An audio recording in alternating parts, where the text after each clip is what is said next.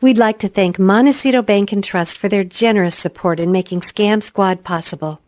I'm Patty Teal. And I'm Deputy District Attorney Vicki Johnson. Scam Squad is up next. Sound off. 1, 2. Sound off. 3, 4. 1, 2, 3, 4. Scam Squad.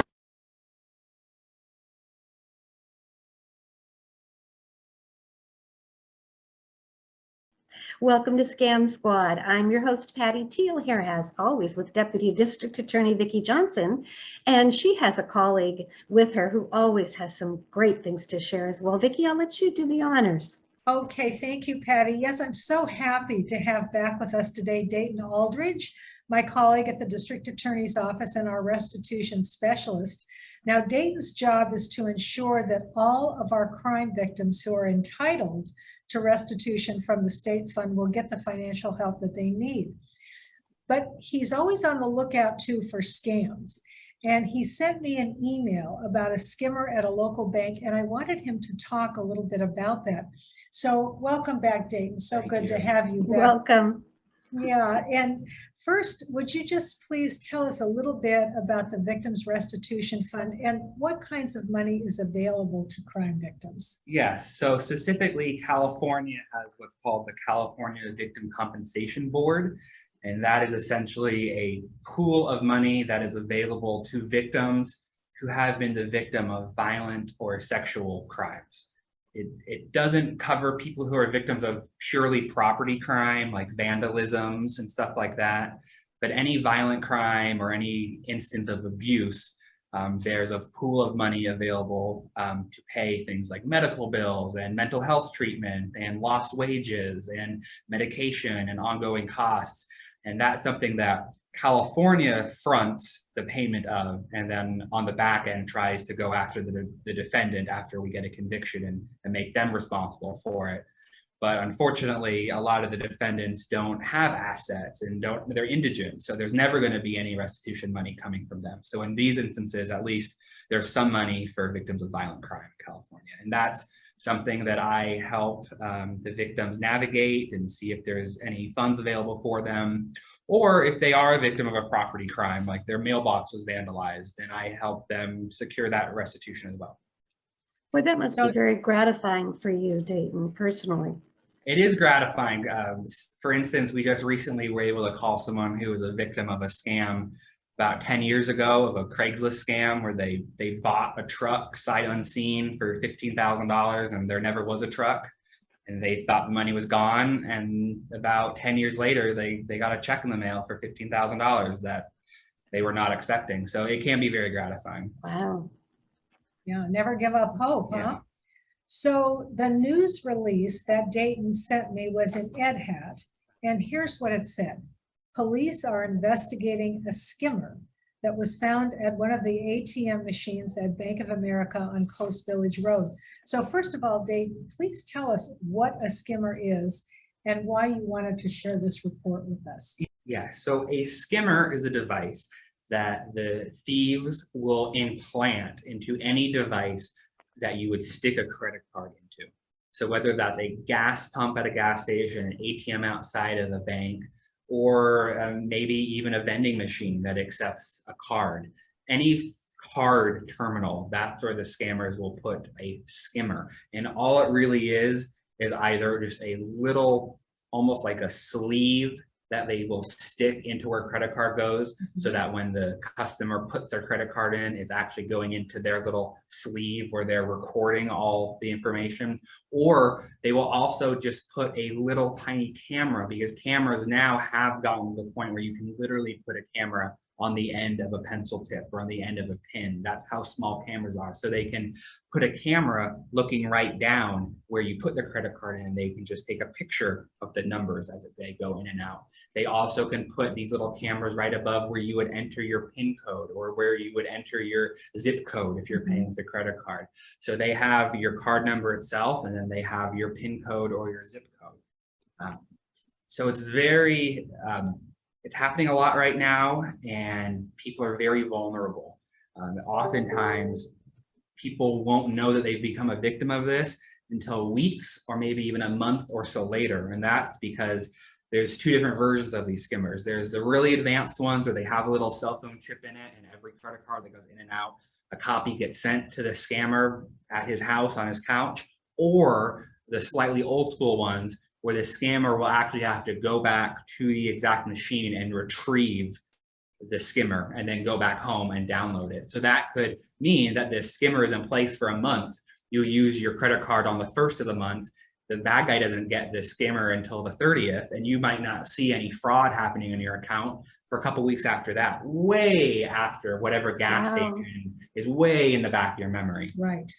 So how do the scammers put skimmers? That's a kind of a tongue twister. How do scammers put skimmers in place? They usually, yes, so they usually do it at night in secret in low traffic areas. So imagine a gas station on a corner where the lights are dim and it's 3 o'clock in the morning and there's no traffic in or out. The scammer is going to pull up into the gas station. They're going to look like they're getting gas. They're going to spend a few minutes at the terminal, but really what they're doing is they're putting this little skimmer device into the machine. And that's why our best practices for all of these skimmers we're talking about, whether it's a bank, a gas station, a vending machine, is to go into the store in person, because it's much more difficult for the scammer to get that device onto the point of sale system when it's right under the clerk's nose, because it takes a few minutes for them to install this device. Much more difficult to do inside where the person's looking at you in the eyes. Much more simple, easy to do outside in the middle of the night. Of course. And is there any way to detect these skimmers just by looking at the machine? I would say not by looking at the machine, but perhaps by feeling the machine. If there's any sort of a wiggle or any play into where you're putting the credit card, you should avoid that. Also, for gas stations specifically, you'll see they have a little security ribbon or tape. That's where they actually have the computer terminal inside the pump. If that tape or that ribbon is compromised at all, then you shouldn't be using that device. So, is it better to use a credit card or a debit card, Dayton? Yeah, so that's one of our big protections, is if people can transition towards using a credit card versus a debit card, we'll have a lot more protection. And that's because the credit card companies have a no fault, no liability for fraud for the card holder. So you get your American Express statement at the end of the month, you see charges that are not yours, you call the company, they take care of it, they send you a new card, you move on with your life. Very different if you're using a debit card. In that same scenario, you've used your card in the first of the month, they don't end up stealing it until 6 weeks after that, draining your account. And if you're a person that only checks your bank statement once a month when they send you the paper copy in the mail, you could be dealing with an account that's completely drained and then going to your bank and trying to explain and having them walk back that and put the funds back into your account is nearly impossible. You have a lot more protection if you use a credit card. So Patty, I've also gotten some information that scammers are using fake QR codes to get access to information that's contained in our cell phones. And since this is another techie kind of area, I've asked Dayton to come in and talk to us a little bit about that. So first of all, Dayton, would you tell us what a QR code is and what they're usually used for? Yes, so the QR codes are those little maybe 1.5 inch by 1.5 inch squares that look like they have a little maze, a black and white maze inside that we've seen really spring up since COVID started, when we were doing things from home and everything was takeout and everything was no touch. That's really when the QR codes became mainstream. A lot of times we'd see them at restaurants. Instead of holding a physical menu, you'd sit down at the table, there'd be a little QR code on the table saying, scan the QR code to see our menu, okay? So that's great. And technology, it can really help us out. But really, people just need to understand that that QR code is just a visual representation of a URL link. But it's just so that you can hold up your phone and go to your camera app, your camera can see it, and then just go right to the web page. So why do scammers find these useful? What do scammers use by setting up fake QR codes? I mean, what are they trying to do?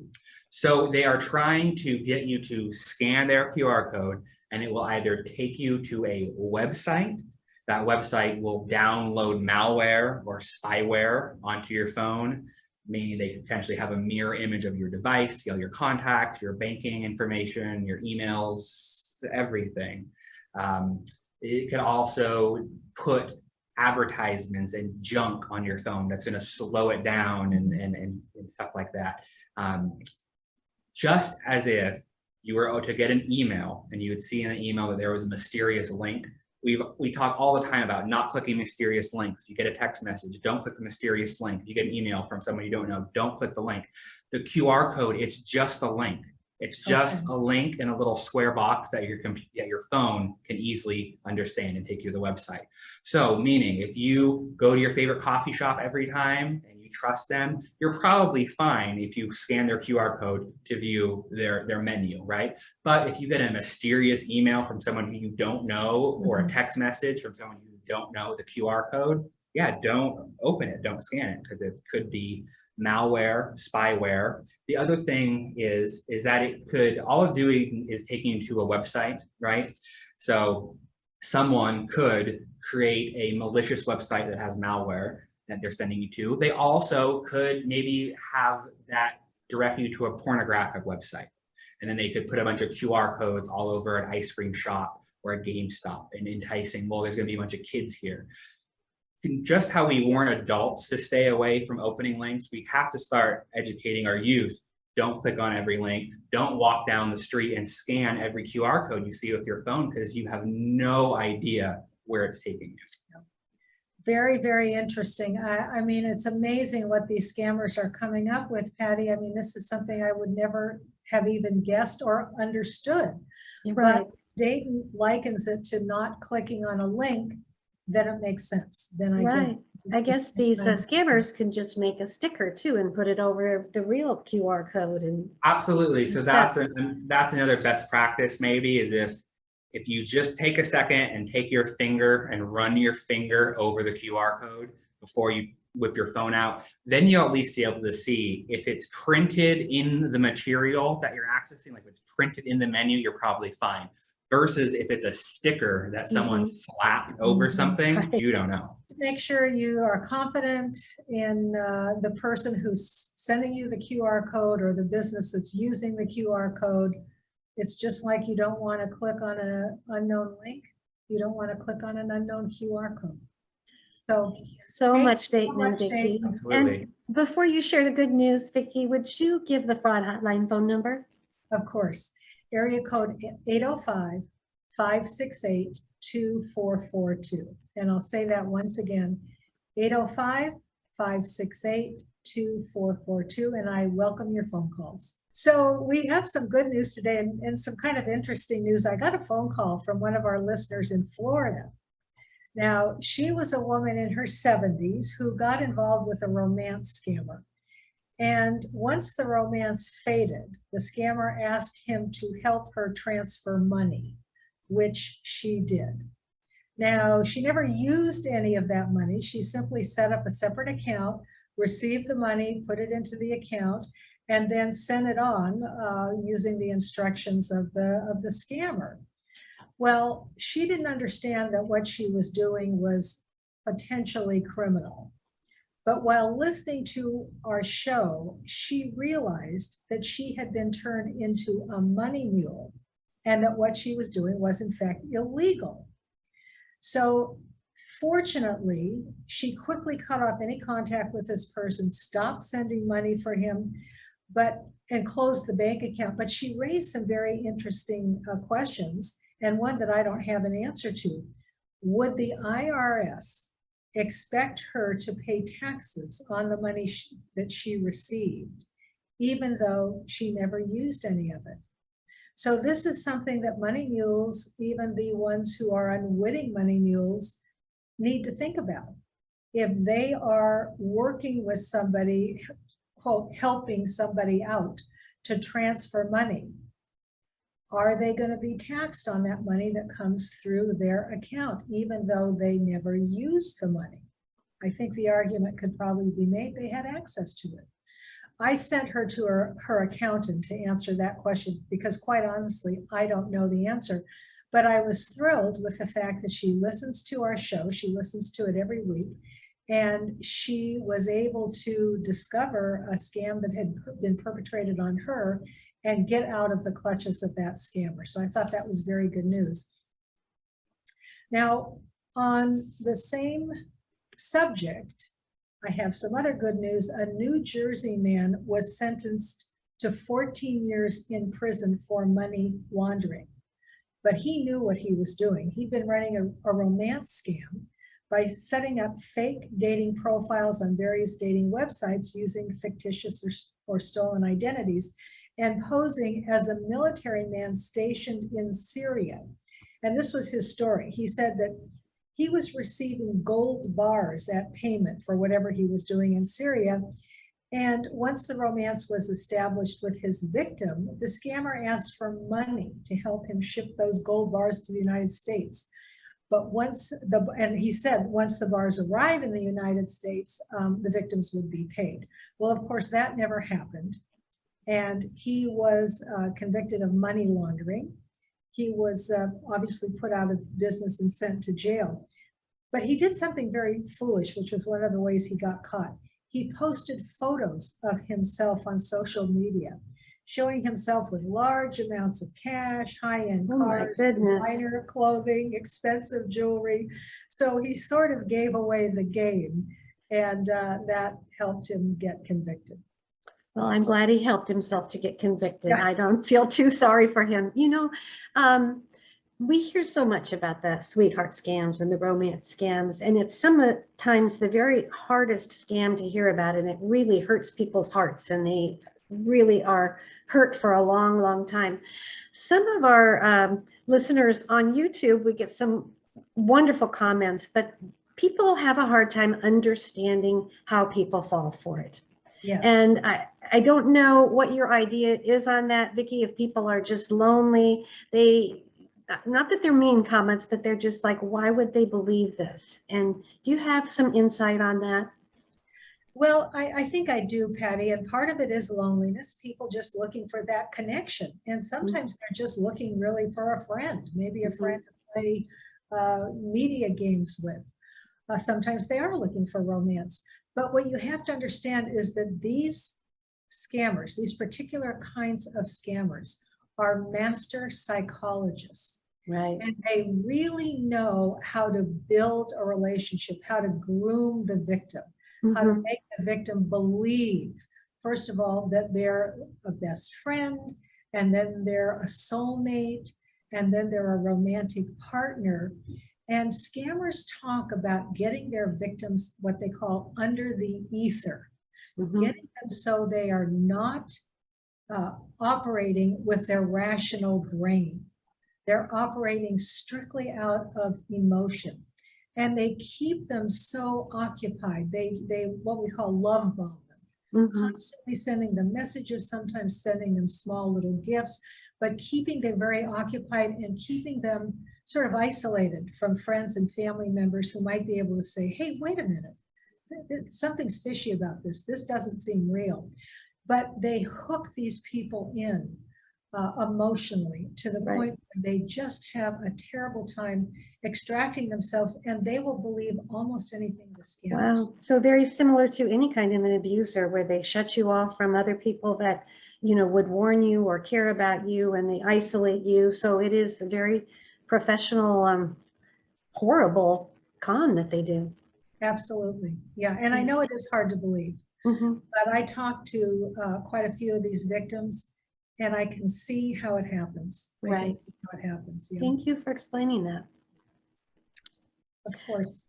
So we have our good news, and we have skimmers to watch out for, and QR codes to be careful about. Thank you. This was really a great show, and I look forward to what you have to share with us next week. And Dayton, don't be a stranger. We look forward to having you back. Thank you. Patty. Bye-bye. Bye.